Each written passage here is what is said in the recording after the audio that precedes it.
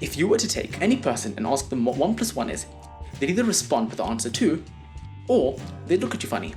But if you ask them why, they'd probably raise their finger and show you that 1 and 1 put together is 2. Though, that doesn't really answer the question. It also doesn't give a formal definition as to what these numbers are and how they're related. Enter the piano axioms. No, not that type of piano. Piano, an Italian mathematician who showed that these 5 axioms, which are general truths or assumptions, describe the way the natural numbers work. Let's see how one axiom at a time they managed to pull this off. Let's start by saying that we want the natural numbers to be stored in the box. Our job is to prove that all of the natural numbers are the only items in that box. Let's see how this is done.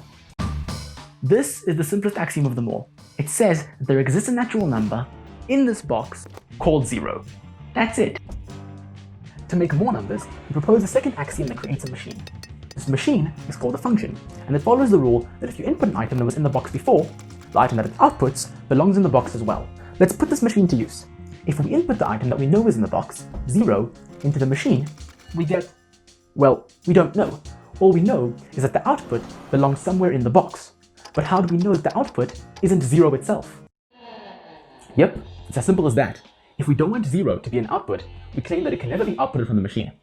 So let's try again. 0 into s of n gives us s of 0, which is not 0, but still in the box. So s of 0 must be a new number. What happens if we put this new number back into the function? Well, s of 0 into s of n gives us s of 0, which is not 0, is in the box, but it's still not guaranteed to be a unique number. It could still be s of 0.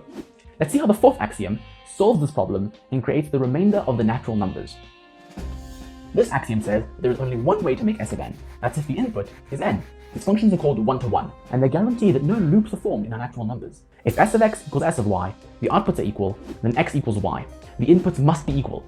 Trying one more time, s of 0 into s of n gives us s of 0, which can't be equal to 0 by axiom 3. And if this were equal to s of 0, then s of 0 would equal 0, which by axiom 3 is impossible. Therefore, s of 0 is in the box, but does not equal anything which we know of, which means it's also a brand new number. The same can be done for every input afterward, following the same steps to finding a set of infinite unique numbers. This fifth axiom, often called the axiom of induction, says that the list of natural numbers consists only of 0 and any successor after it. This removes the chance of having any random items in the box that we haven't accounted for. We have managed to define the natural numbers, showing that every number is some unique successor of 0. These axioms also allow us to define addition and multiplication. Knowing that our mathematics isn't rooted in counting our fingers and that it's possible to explain the basics in formal logic shows that math is a field far beyond just numbers. It's a way of thinking, and anyone can do it. It's just like putting 1 and 1 together.